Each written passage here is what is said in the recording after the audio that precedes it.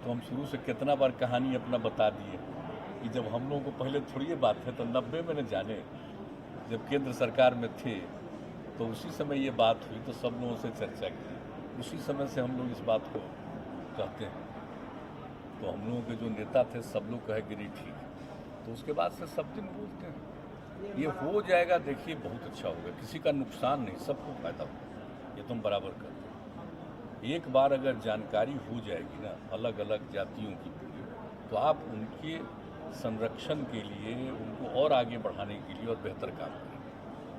तो ये सब बहुत अच्छा एक एप्रीहेंशन है जो सरकार के स्तर पर या ऐसे भी हो कि कास्ट सेंसस हो गया, नया डेटा आएगा तो हो सकता है कि 50% रिजर्वेशन लिमिट है तो और आगे रिजर्वेशन के लिए भी मांग उठेगी। चाहे नहीं बेटे, एक बार हो जाएगा तभी ना आएगा। देखिए सबके विकास के लिए जो जरूरी चीज़ होगी, एक बार आंकड़ा आ जाएगा तभी न बात होगी, तब तो और बहुत अच्छे ढंग से न बात होगी, एक एक चीज़ मालूम हो जाएगा। तो इसलिए पूरे चीज़ को ध्यान में रखते हुए सबके विकास के लिए, सबके उत्थान के लिए, तो यही चीज़ है, इसलिए ये बात की जाए। और देखिएगा ऑलमोस्ट सब लोगों के मन में ये सब बात है, लेकिन क्या होना है उसके बाद बात है। हम लोग को भी अवसर मिलेगा तो हम लोग बातचीत करेंगे। ठीक है, जेडीयू पार्टी की बात अगर किया जाए तो अभी देखा जा रहा है कि सब जगह नेता लोग शक्ति परीक्षण में लगे। ना नहीं, सब फालतू बातें कुछ नहीं, बेकार बात। जेडीयू में कौन चीज़ शक्ति परीक्षण करेगा, बेकार चीज़ है। अरे कोई अध्यक्ष बने, राष्ट्रीय अध्यक्ष बने नए तो उनका स्वागत किया, कोई केंद्र में मंत्री बने तब पार्टी का उनका स्वागत कर रहा, ये सब कोई बात नहीं। ये भ्रम हमको देख करके कभी कभी एक आध हम अखबार में देखें तो हमको तो हंसी आती है, सब कोई चीज़ होता है। अरे वो सब क्या करिएगा, ये सब का कोई मतलब नहीं। ना ऐसा ये सब आप जान लीजिए, ये सब कुछ नहीं, ऐसी कोई बात नहीं। ये सब चीज़ तो नेचुरल होता है ना, किसी को सम्मान मिला तो उनकी इज्जत करना, किन्हीं को जिम्मेवारी मिली तो उनको इज्जत करना, ये सब चीज़ है। ऐसा कुछ नहीं है कि कोई मतभेद है, कोई ये ऐसा क्या के लिए मतभेद रहे, जरा बताइए तो। हम ही न थे जी प्रेसिडेंट, हम ही आरसीपी सिंह को बना दिए। आरसीपी सिंह जब अध्यक्ष बन गया तो वही कहे कि नहीं ललन जी अब अध्यक्ष का पद देखें, तो ऐसा कुछ नहीं है, लोग ठीक से जानता नहीं यहाँ, ये सब कुछ नहीं। ये सब भ्रम में मत रहिए। लेकिन आज जो बात होता है इसको काहे के लिए पार्टी का बात करते हैं।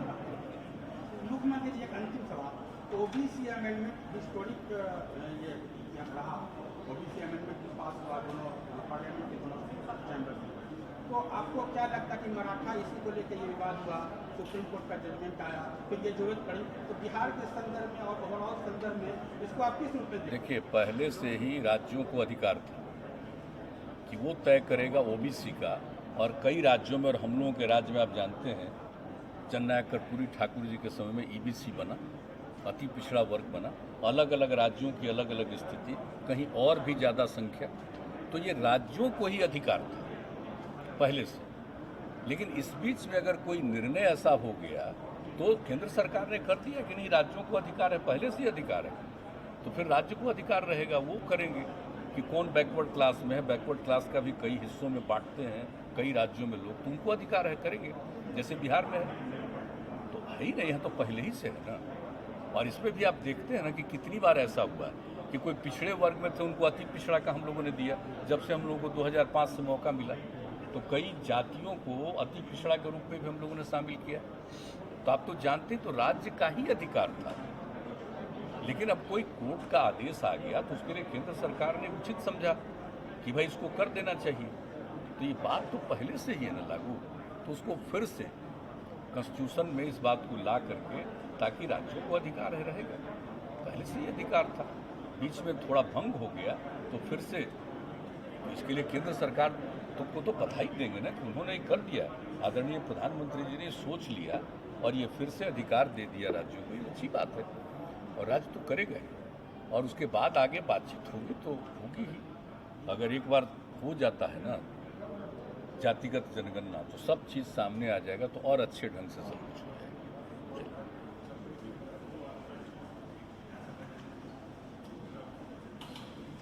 चीज़ें हैं, सब चीज़ों की चर्चा होती रहती है और होनी चाहिए, नई पीढ़ी को मालूम होना चाहिए। इसलिए इनसे कोई ऐसी कोई खास बात नहीं। और अब जब पत्र आ ही गया है कि पत्र को रिसीव करते हुए कि मिला है, तब उम्मीद है कि समय मिलेगा तो जाकर के बात करेंगे और फिर निर्णय तो सरकार को लेगा, केंद्र सरकार को लेगा। उसके बाद क्या होगा हम लोग बातचीत करेंगे। अभी कहते हैं हम लोगों को खुद ही करना चाहिए। अरे भाई, तो जब तक प्रधानमंत्री जी से बात हो जाएगी और कोई चीज़ सामने आएगा तब ना आपस में बैठ करके हम लोग बातचीत करेंगे कि एक ही दिन में हम लोग कह देंगे कि राज्य में अपने कर। पहले तो हम कह चुके हैं, कई राज्यों ने पहले भी किया है। तो अगर करना होगा तो आपस में बातचीत करेंगे ना, और जब निर्णय लेंगे तो सर्वसम्मति से निर्णय लेकर के काम होगा। वो तो आगे की बात है, वो तो दूसरी बात है। लेकिन अभी तो हम लोग चाहते हैं कि पूरा हो ही जाए जातिगत आधारित जनगणना, तो इसके लिए बात करेंगे। अब जो भी होता है तो फैसला तो केंद्र सरकार को लेना है ना। एक बार कराया जा चुका है 2011 में, तो कराने की नहीं, 2011 में अलग से कराया था, अलग से वो किया था, तो वो तो अलग से किया, लेकिन उसका रिपोर्ट ठीक नहीं आया, वो प्रकाशित ही नहीं, प्रसारित ही नहीं। हम लोग तो उसके लिए भी बहुत बीच में किए थे कि एक बार हुआ था, अगर 11 से 13 के बीच में, तो उसका तो नहीं आ पाया, कोई चीज़ आ नहीं पाया कि किसका कहाँ पर क्या पॉपुलेशन, तो एक अलग विषय है। लेकिन एक बार अगर जनगणना हो जाती है तो बहुत अच्छा होगा। तो अब देखने की बात है, बातचीत होगी तो सब लोग अपनी बात रखेंगे। का वातावरण होना चाहिए, सब तो चलता है, ये हम लोगों का है ही। और इन्होंने सोचा है कि उस दिन बंटा था तो करेंगे, तो ये तो है ही है। शुरुआती दौर से ये सब बात पर तो कोई खास चर्चा नहीं हुई थी, अभी चर्चा कर रहे हैं। तो सवाल यहाँ पर ये है कि वो जो भाव है, तो क्या कुछ अलग एजेंडा है कि भाव को हरा किया जाए? अभी हम नहीं कह सकते इसके बारे में कोई आइडिया नहीं। हमको एक बात बता दें व्यक्तिगत रूप से आपको, हम जब बच्चे थे, मेरे पिताजी तो स्वतंत्रता सेनानी थे, तो जो बच्चे थे स्कूल में पढ़ते थे तो कितनी बात हम लोगों को बताए थे। और जब 8वां क्लास में गए तब से अखबार पढ़ना शुरू किया बख्तियार, तब उस समय से बहुत बात जाने। उसके बाद बहुत सा किताब पढ़े, तो सब आज़ादी के बारे में सब कुछ जाने, हम लोगों को बचपन से ही मालूम था। तो ये सब बात तो शुरू से पता है कि कैसे संघर्ष किया, क्या हुआ, तो उसको लेकर के तो चर्चा होती है। उसके बाद अब तो अलग हो गया। बापू कहाँ चाहते थे? बापू तो बिल्कुल नहीं चाहते थे कि विभाजन हो, लेकिन जब विभाजन हो गया तो आप जानते ही हैं ना कि 15 तारीख को जब देश आज़ाद हुआ तो उसमें बापू मौजूद थे वहाँ। तो इसलिए जो अच्छा थोड़ी हुआ है कि देश 2 हिस्से में बंट गया, लेकिन अब बंट गया तो अब अलग अलग हो गया। लेकिन अब जो अपने साथ है देश, इसी को आगे बढ़ाना।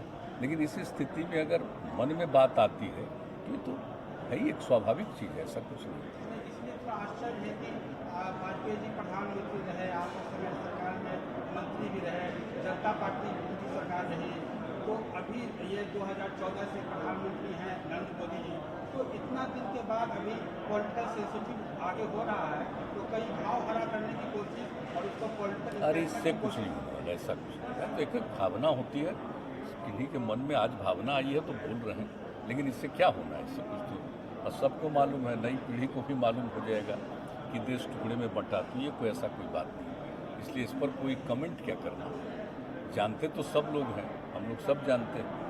अब इस बात को लेकर के उन्होंने इसकी चर्चा की तो नई पीढ़ी के लोग जानेंगे कि देश बंट गया, नहीं तो बहुत लोग जानेगा ही नहीं कि देश टुकड़ों में बंटा।